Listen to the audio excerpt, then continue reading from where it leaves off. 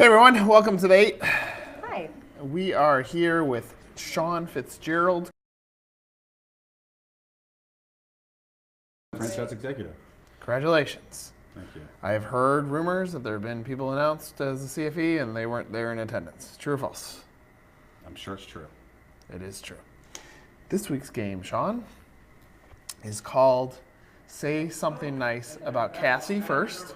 Because Okay. Cassie's been with us for 2 years now. Yeah. Congratulations, Cassie. Thanks. So the game is say something nice about Cassie, and then we're great going to game. ask Cassie. We each get one question to ask Cassie. So you get to go first. Say something kind about Cassie. I think Cassie is a fantastic writer. She Thank writes you. great stories in 1851. Check them out. Thanks. This is a great game. I would give that like a. Can we give a sound effect on that one? Give it. I think it's great. Yeah. She's a great writer. Cassie, our viewership on the 8 has skyrocketed. Cassie has been the writer of the 8. She pioneered the transition of the weekly sizzle, who came up with that name, to the 8 and has done an amazing job at that. She's told so many great stories of franchisors and people who have made the jump to becoming a franchisee. We are greatly appreciative that Cassie has been with us for Thank 2 you. years. Thanks. Isn't that a long-winded version of what I just said? I think Cassie's a good writer. I like her writing. Check it out on 1851.com. All right, now you may ask Cassie a question about her 1851 experience. All right, I got one. Okay. Cassie, what was your favorite interview? Ooh, that's good. That is a good question. That's a really good question. Let me think. There's been so many. I could see Keith Zicke saying, well, it's not me. I'm going to go do some armadillo races. It's not you, Keith. I think one of my favorite ones, well, I loved sitting in on the A-Rod one, but I didn't conduct that interview, so I can't say it. That was just a really cool thing. That's cool. One of my favorite interviews, this is really hard. I'm going to be like really bad that I can't come up with my favorite person I've ever talked to. Doesn't have to be person. Just like, You talked to the Favorite interview. dude from A Christmas Story. oh yeah. That's right. That wasn't a great interview. It was a funny interview. I'm going to go with Zach Ward. That was Oh, just one Zach of the Ward more won. interesting interviews that I've had. Also, the first time, I think, talking to Paul Pickett, because that was my first franchising interview, and he was really nice because I had no idea what was going on. So It's thanks. amazing how many shout-outs Paul Pickett gets on this. All right, my question is this. Okay. You have two choices. You can have Scott Thompson's Come Over or Philippe I'll Schramm's take that. enunciation of Massachusetts. Massachusetts. So I have to have a comb over. For the rest of your life. Do you want to not be able to say Massachusetts, or do you want to have a comb over for the rest of your life? I'd rather not be able to say Massachusetts. Sorry, Scott. That's not my real question. My real question is this. Not favorite person that you interviewed. What has been your favorite moment here outside of calling me a swear word at a dinner table? I did not call you a swear word at a You dinner did. table. I told you not to be a swear word So at a dinner stop being and then the B word. Yeah. That's bad. I don't. I mean, not my finest moment, but it was solid advice. I mean, it was solid advice. All right, favorite moment here, period. Here, period. Or funniest moment. Lamp was pretty funny, but that's not. I would say Lamp was funny, but I don't know if that stands out. I still don't have a bulb in that, by the way. I need to get one. I think IFE, getting to see what goes on when we That's travel, fun. and I got to meet clients face to face after talking to them. It was an interesting trip just because I finally get to meet people that I was talking to, and then it was hilarious. It was a very interesting It was trip. an interesting It trip. was a very interesting trip. Yeah. We appreciate that. So without Cassie, the 8 would be a 7, and we appreciate you being a part of our team. Thanks.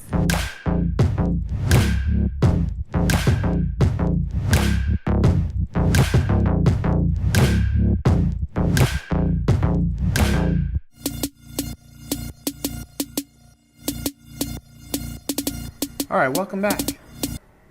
Hi. Anything you want to say to our audience, Sean? Nope. Let's get going. Nope. Don't kick it off until Sean gives a word or thing of advice or wisdom to Here's our. my word of advice and wisdom with the 8. Let's get into it. Let's get right into it. I find it interesting that anytime I ask Sean a question, he looks directly at Cassie to answer. I don't get that one. That was the best when you just Because like that's my talking way the to get entire out He's of doing it right now. Yeah, that's my, no, because I want to talk to Cassie because I know you're just gonna like mess with me, so I answered my question to Cassie. I mean, technically, 'Cause I'm not gonna probably. mess with I you have yet. never messed with you ever. yeah, true. That's probably not true. Fantastic.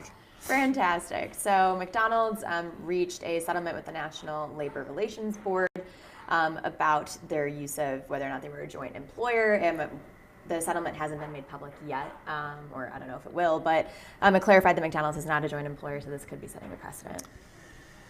Yeah, I think this is going to be a topic that continues. Obviously, there were some challenges with the vote. Yep. You guys have heard about that on 1851 and other news sources.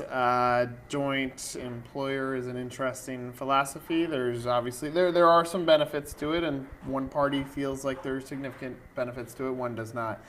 Still, the overarching challenge, whether it was McDonald's getting into some arguments about this or other brands, I still think it comes down to politicians don't understand franchising. So one, IFA needs to continue to push the message of education back to those that are making the decisions, both at the local and the global level. But it's also up to franchisees and franchisors and suppliers to continue to educate those politicians on what franchising actually means and how the business model works, so that when we're making these decisions, whatever it is, at least both accounts are taken into place. All right. Fran on to Leberty. Our Fran Leberty's this week. It is Brinson Smith, the Director of Franchise Sales for YouBreak iFix, which is one of the fastest growing brands in the industry. Right now they're at 365 locations across the U.S., but we spoke just kind of about how that brand is able to grow, and he said that they're first and foremost customer service based, and then it comes down to the repair model, which I think is something that we talk about a lot. Just the importance of engaging people and making sure that their needs are at the front and center no matter what your operation is. Cassie, if Sean were a franchisee, he would have opened a YouBreak It, iFix It. Why, Sean? Oh, I did hear about that. You didn't even tell me, but I heard. Yes, I fixed a cracked screen on my daughter's iPhone 7. Good job, dude. I'm coming to you next time I shatter my phone because it happens more often than I'd care to admit. I will say it wasn't easy. It wasn't complicated, but it wasn't easy either. Batteries Plus also does it too. Check them out. If you started that franchise, it would be called She Broke iFix. Yes. Good one. Fresh money. Fresh money. So Dunkin Donuts is embracing some new technology in an effort to make more money across the board. They added mobile ordering with Google Assistant. So if you say, hey, Google, talk to Dunkin Donuts, you can order it both from Android and iOS devices. They're also testing online catering orders across 4 states right now to see if that's something that they want to roll out nationwide. So it's just a good example of a brand that's thinking ahead and actually embracing the technology that's out there. Great. Ben Warren, our writer, is also very excited about the Dunkin Donuts news because the more rewards I get from Dunkin Donuts, the more things I give to him. He's nodding in the background. He can nod. He's like an Emily Jr. Like in the background, he'll acknowledge that we're talking about him, but it's just kind of like that's my Emily. All right, we're franting. Ooh, I like the Fran. What did I write about this week? You do. I like this Fran. Thank you. You're welcome. You're being kind this week. You're not calling me a bee. Oh my God, I didn't call you. I will argue that forever. Hear that, Cassie's dad? She called me a bee. That wasn't it. Honestly, he Apologize. probably wouldn't even be surprised. He'd be like, Apologize to your dad. no. I am standing by that comment. All right, go ahead. All right. I'm done franting about that. Branch of the week. So you're talking about, if you can't beat them, join them, obviously saying that we know, but it's not so common for brands to be piggybacking and learning from what other concepts are doing. There's a lot of data that's out there, and brands need to be utilizing it to make sure that they're making the right decisions. What do you think about that? I think it's good. I think sometimes brands look at it as they don't want to share their secret sauce of what's working for them. But the one thing I'll say about this industry that I've experienced is that there has been a lot of sharing of best practices and kind of can't think of the word I'm looking for, but you gotta help me. Collaboration? Collaboration, thank you. Yes, collaboration, and so I think it's good. It's good for the industry. I think brands should reach out a little bit more to each other, and it doesn't have to be obviously in competing industries. Why is this so funny? Because I just read your joke. You didn't know it? No, I hadn't looked at this. Oh, that's funny. He was That's coming really up. excited. He came in Monday morning or Tuesday morning. And he's like, I think that's the first time. I first told it. I told the office, and everybody just went, "That's good." I said that I liked it. Oh, that's funny. All right, let's branch forward so we can get to the Fran Funny. Okay. So if you want to branch forward, 1851 has a new article up on the main site. We rounded up 5 things that brands shouldn't forget when they're first launching their franchise opportunity. A lot of this is stuff that we've talked about over and over, making sure you have access to more capital than you need, the correct preparation, really vetting your business and making sure that it is franchisable. But it's good to keep these things in mind so that you don't fail.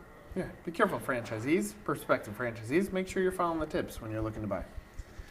All right. Here we go. It's a winner. All right. So, how did the franchise attorney pay for his braces? How? He used his retainer. I really like it. Good job, Sean. Thank you. That is a Fran Funny. Franspiration? For inspirations, this comes from Patrick Kane, the co-founder of Mr. Max. He says, you've got to have an unyielding passion for your business and always remember, regardless of what your product is, we're in the people business.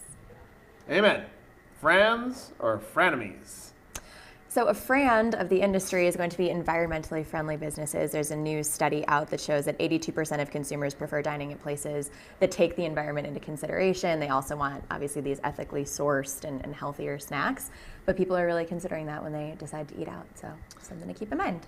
I want to be a part of that study, and someone goes, I do not prefer. Like, how is that even? Of course more people prefer it. Right. That's a dumb number. And it's a lie. You know why? Why? I'm franting again. Look how big Grubhub is. Those things show up with big gas cars that are polluting the environment to serve you the same food. That is a garbage stat. That's I also think that people frenemy. yeah, I guess. People, and like everyone going away from styrofoam cups, it's going to be like a whole thing. Well, that's probably right. It's just they didn't. The stat's right. It's But just. they probably didn't say, "Would you pay double?" And what they answered. Right. Are you happier making more money? Yes. 100% of survey respondents. Stupid data. Still a good trend. It is a good trend. It's going to become more important, but yeah. I think that if someone asked me, I'd be like, I don't care. I like causing trouble. He likes franting. Cassie, again, thank you for your Thanks, time guys. here. Look forward to seeing you next week. Sean, we probably won't see you next week. No. I won't see you until next week. Well, I mean, on this. Yeah, I know, Our I know. friends out I'm there. just- How many people we got watching this week? Is it you? 100? One! Whoever you are, we thank you. What's up, Scott? See ya. Bye.